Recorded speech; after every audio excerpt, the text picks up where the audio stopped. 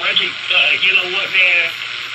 As far as I'm concerned, Reggie just earned his place in heaven. He just took the words right out of my mouth and just laid it down.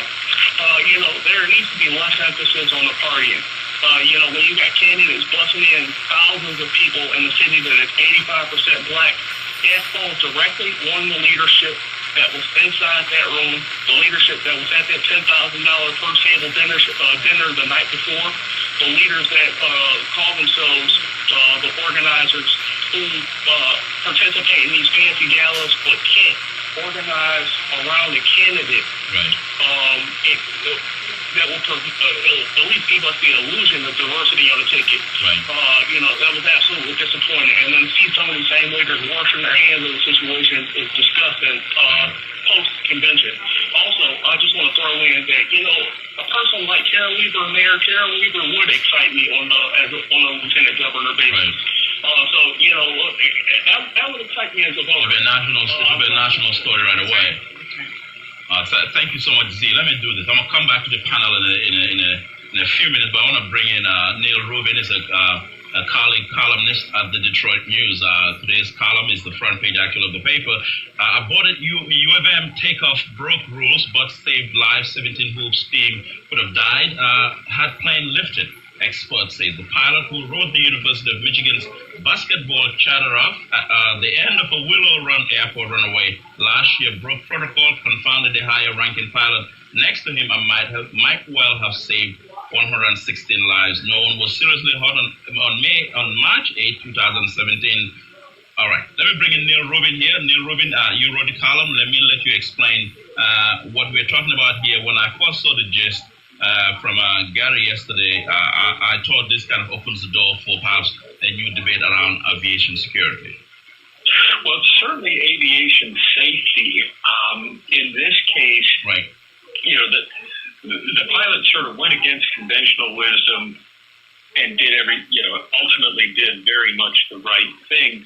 The problem is, why did the elevator jam on this airplane? And why wasn't it inspected? And I think that's what the that's what the NTSB is going to be looking at. In theory, they did everything that they were supposed to do, but that clearly wasn't enough. But I'm looking at the fact that he broke the rules. The NTSC, are they kind of incensed by that? Oh, no, they would not be angry at the pilot. He sort of went against conventional wisdom, right. But it's not, a written rule someplace. It just makes sense. Once you reach a certain speed, you're better off, in general, trying to take off rather than trying to stop the plane, because if you stop the plane, there's going to be damage. You know that for certain. Right. In this case, the question is, why did the elevator jam, which is a part near the tail that allows the plane basically, it controls up and down with the plane. Right. Why did it jam? Why didn't anybody catch it? And, we remember this as sort of this quirky, friendly sort of thing. Wow, remember the time the Michigan men's basketball team and the cheerleaders and the pep band went off the end of the runway, and wow, the next day they flew to Washington, D.C., and they won the tournament, which is great, but they were seconds away from a catastrophe, and we would remember this very much differently. Right. We're speaking with Neil Rubin. His column in today's Detroit News, aborted UFM takeoff, broke rules but saved lives. So the NTSC, have they found an answer yet, or they're seeking an answer, I guess? No, what they have published on their website, and what was the foundation for the story today, they published their findings. Essentially, they published their research, but they have not officially released a conclusion, which is unusual. Usually, they'll do it all at once. Right. But in this case, they published what they call a docket, which is 880 pages of material, and then typically 6 to 12 months from now, they'll come out with their official findings, where they decide, basically they decide where the blame goes. I guess the other side to this is what happens in this case becomes instructive for other situations around the country. Yeah, it very well, it could, and it probably should. This is a somewhat older airplane, but it's still widely in use. Right. The DC-9 is the cargo version, the MD-80, MD-82, or in this case, MD-83. You fly them all the time. Right. You fly a lot. And, the recommendation to check the elevators if the winds get too high was sort of a supplemental directive from the manufacturer that came out a few years ago. Well, clearly, it wasn't enough. And, if a toaster goes bad, okay, what the heck? Right. But, if a part only fails one time in 100,000 flights Right. for a type of airplane, that's still too many. Right. The UFM reaction in this case, though, because it's their pilot, are they okay with it? Well, they were just grateful Right. that the incident turned out to be as minor Yeah. as it was.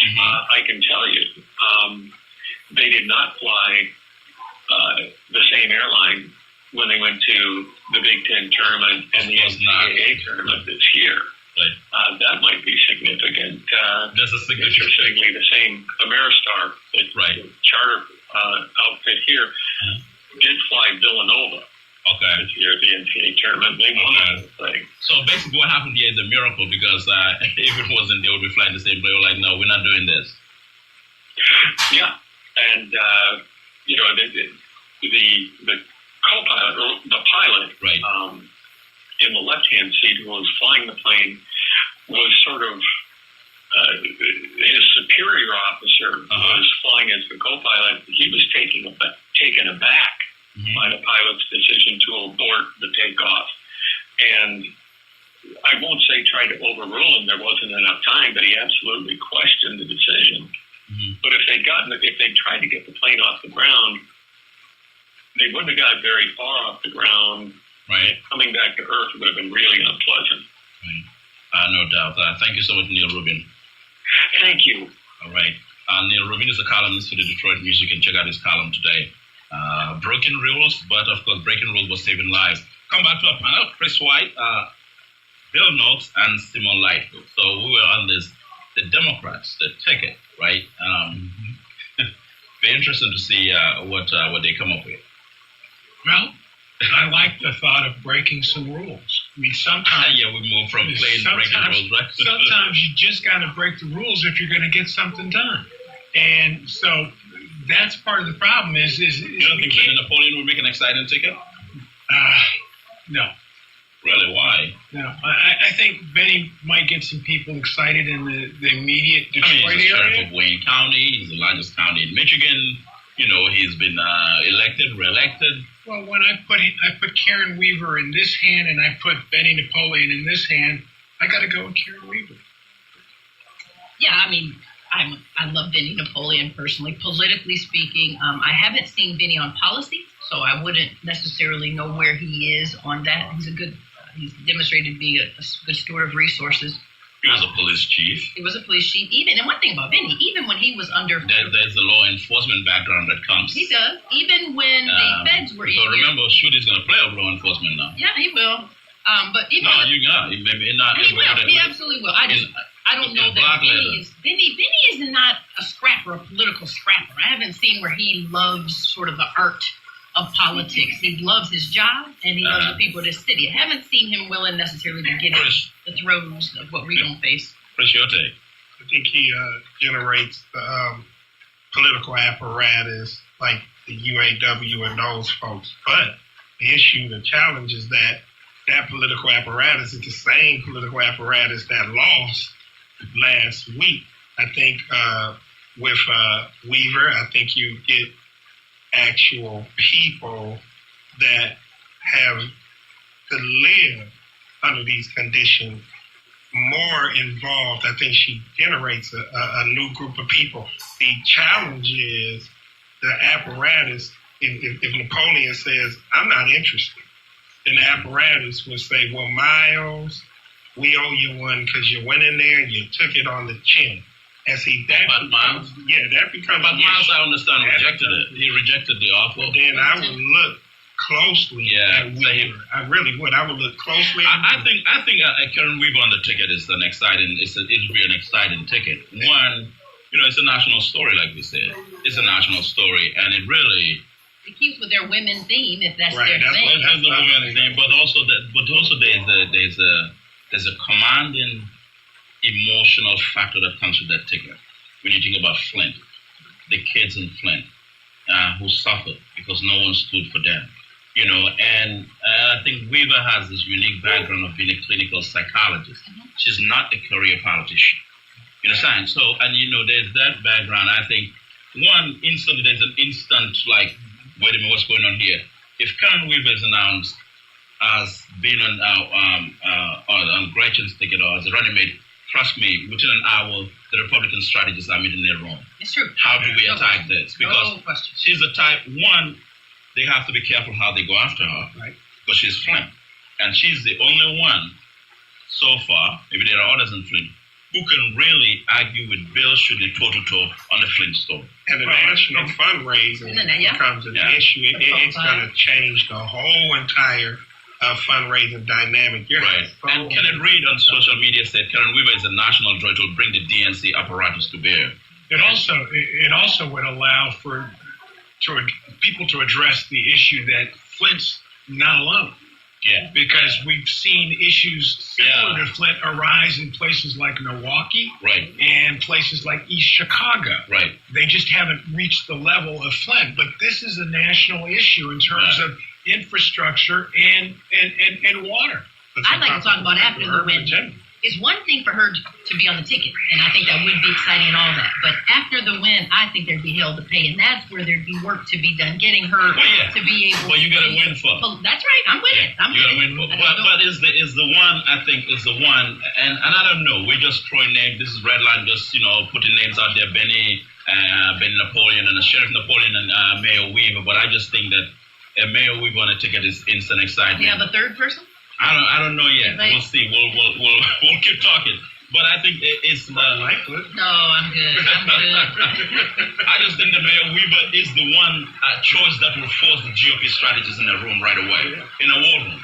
What do we have? How do we respond to this? And for some Democrats in the room too now. Well, yeah, it does. But it's the kind of thing that actually Schuette has to be careful what statement he issues to Karen Weaver being on the ticket. You get good neutralize. No question.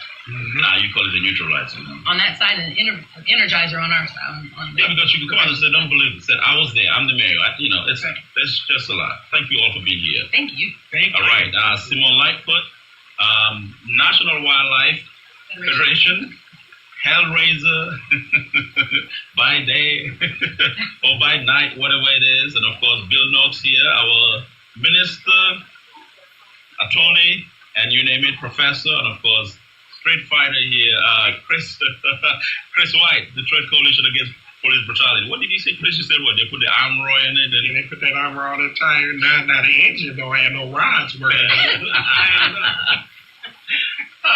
You might as well call this the barbershop conversation. But anyway, thank you all for being here. This was great. Looking into the Urban Agenda 2018 gubernatorial race. Don't forget to join us tomorrow. It's called Fire Fridays. I'm Ben Clay Thompson. Have a great day. The Reverend Al Sharpton is up next.